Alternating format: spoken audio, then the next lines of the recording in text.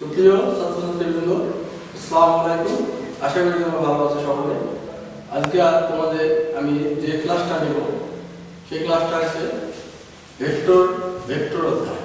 Vector অধ্যায়ে আমরা যে জিনিসগুলো পড়াবো এর আগে যে সমস্ত ক্লাস করেছিলাম সেখান থেকে আমরা শেষ পর্যন্ত আমরা শুরু করছিলাম। যেখান থেকে আমরা এর থেকে দুইটা লেকচার দিয়েছিলাম, আজকে তৃতীয় লেকচার বলতেছি। আমরা ভেক্টরে পড়াবো ভেক্টরের বিভাজন,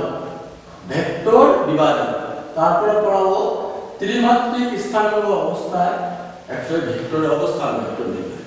তাহলে অবস্থান ভেক্টর নির্ণয় এটা আমরা পরে পড়াচ্ছি। আগে পড়াচ্ছি ভেক্টর বিভাজন। তাহলে ভেক্টর বিভাজন আসলে কি?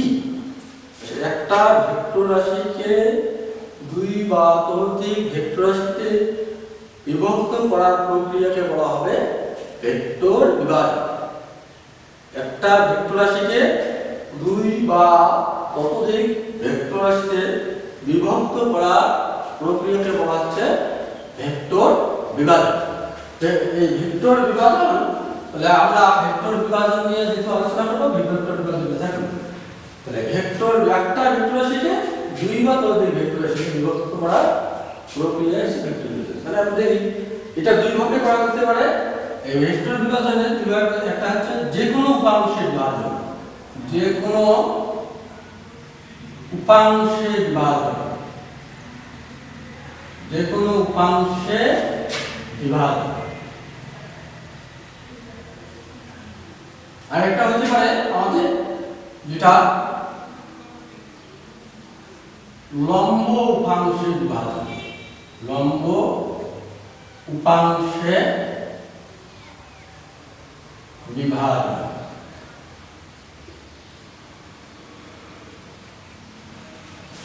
যে কোনো উপাংশের বিভাজন, আবার দ্বিতীয় থেকে লম্ব উপাংশের বিভাজন।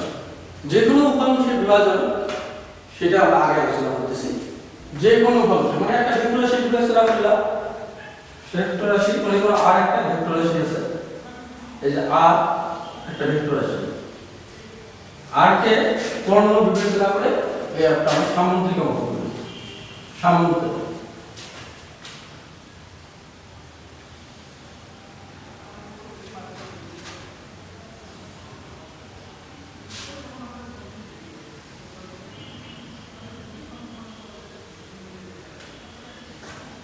আর কে কর্ণ বিবেচনা করে একটা সামুদ্রিক বিবেচনা করলাম। তাহলে আর ভেক্টরটাকে আমরা দুই অংশে ভাগ করব। তাহলে সেটা হলো ও এ বি সি, এটা সামুদ্রিক। যার ওয়ে বাহুটাকে পি ভেক্টর দ্বারা ও সি বাহুটাকে কিউ ভেক্টর দ্বারা আমরা চিহ্নিত করা হবে। এখন আর ভেক্টরটা আমরা আর এর অংশ কিউ পাচ্ছে, আবার আর এর অংশ কিউ পাবে। এই জন্য আমরা হচ্ছে আর কে বিভাজিত করলাম, আমরা ভাগ করে নিলাম, আর কে দুই জনে ভাগ করে নিচ্ছি।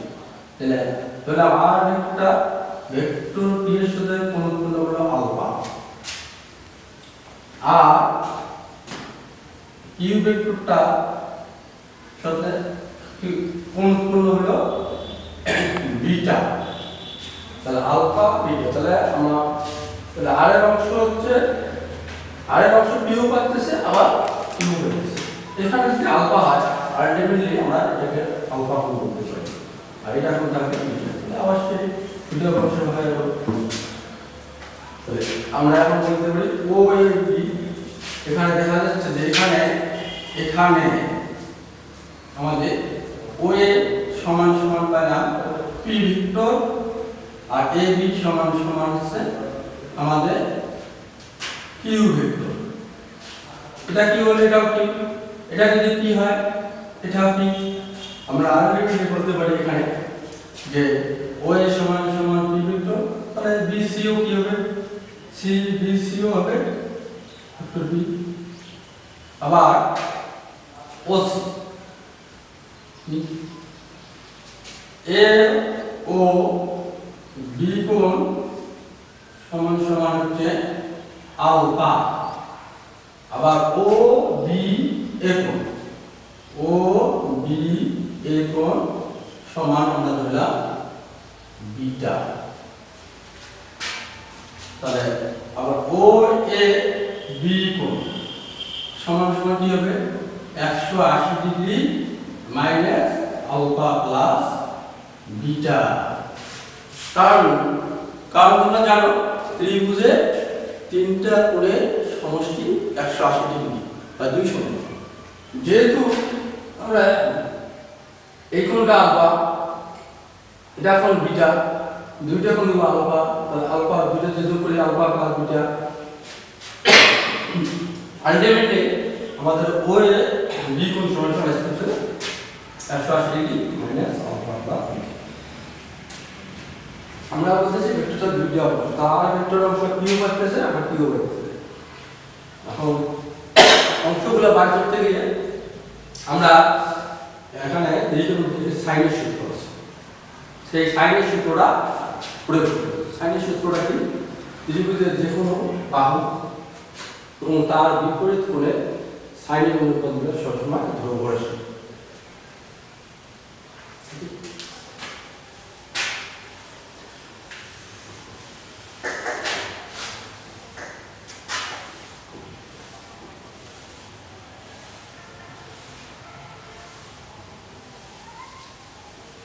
তাহলে ত্রিভুজ O A B A, O A B A, O A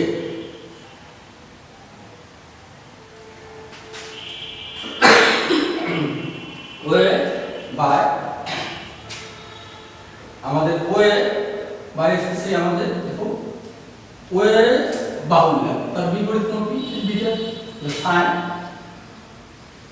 O B এ সমান সমান আমরা যদি আবার নেই এ বি, তারপর এ বি, এ বিপরীত বাহু এটি, এ বি হচ্ছে আমাদের কি হবে বিপরীত বাহু হচ্ছে কি কোণ হচ্ছে sine A O B, A O B সমান সমান O B divided by sine O A B. তাহলে বিপরীত বাহু সাইনের বিপরীত অনুপাত। তাহলে এখন আমরা ও এর সমান সমান আমরা কি জানি? ও এর সমান সমান হচ্ছে কি P vector, R sign O B A, O B A sign beta, তাহলে আছে আমাদের কোণ বিটা, বি সমান বিটা। আবার আমরা যদি এখানে বিবেচনা করি এ বি সমান সমান ভেক্টর কিউ, ভেক্টর কিউ যদি হয় তাহলে আমরা লিখব এটাকে সাইন এ ও বি কোণের মান হচ্ছে কি আলফা, এটা হচ্ছে ভেক্টর আর। তাহলে আমাদের দেখা যাচ্ছে যে সাইন এই জিনিসটার মান আসতেছে এরকম 180 degree minus alpha plus beta. হ্যাঁ, এটাকে আমরা লিখতে পারি P vector B sine beta সমান সমান Q vector by sine alpha সমান R vector by vector R by sine alpha plus beta, alpha plus beta quadratic.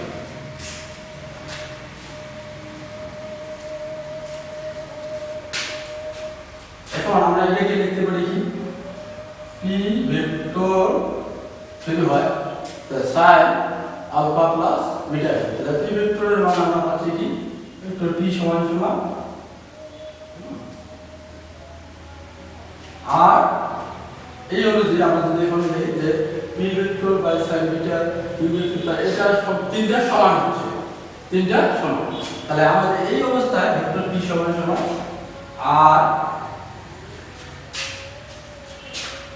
Sign beta by এসেছে কি সাইন আলফা প্লাস বিটা। আবার Q vector সমান সমান আসবে R sine alpha by sine alpha plus beta. তাহলে আমাদের এই যে আমাদের ভেক্টর আছে আর ভেক্টরটা তুই জেনে পারো কিউ পেলো কিউ পেলো এই জন্য একটা ভেক্টর কয়টা অংশে ভাগ হয়ে গেল, দুইটা অংশে ভাগ হয়ে গেল। আমরা এখন যদি চেঞ্জ করে দিই আমরা এই ধরনের যে যে সাইন বিটার মান কি হতে পারে, সাইন আলফার মান কি হতে পারে। আবার এটা একটা অংশ দেব যে কোনো অংশে বিভাজন করতে আমরা আলফা প্লাস বিটার মান বসাতে পারি সময়। আর একটা আছে লম্ব উপাংশ, আমি যেটা বলছিলাম যে ভেক্টর কি লম্ব উপাংশে বিভাজন। লম্ব উপাংশটা কি রকম হবে তার একই রকম চিত্র থাকবে, তখন আমরা বলবো কি আর কে আমরা কর্ণ বিবেচনা করি বর্গক্ষেত্র অঙ্কন করি, বর্গক্ষেত্র জাস্ট এই রকম একটা বললে দুইটাকে অ্যানসার দিতে পারি আমরা, শুধু এই রকম হবে জাস্ট এরকম করবো আরেকে। তাহলে এইরকম বর্গক্ষেত্র অঙ্কন করলাম, বর্গক্ষেত্র অঙ্কন করার পরে আমরা যখন ও এ বি সি দিলাম আর এই যে আর ভেক্টর, আর ভেক্টরের সাথে পি হচ্ছে লম্ব থাকতেছে, কিউ মানে আর এর উপর কিউ লম্ব কিউ লম্ব, যে যে পি ভেক্টরটা লম্ব কিউ ভেক্টরটা লম্ব। এটা যদি কিউ হয় এটা কিউ হবে আলটিমেটলি এটা হবে পি। এই ক্ষেত্রে আমরা বলব যেহেতু লম্ব আসছে এই ক্ষেত্রে আমরা শুধু বলবো যে সবই ঠিক আছে। এই ক্ষেত্রে লম্ব উপাংশের ক্ষেত্রে আমরা একটু দেখি দিলাম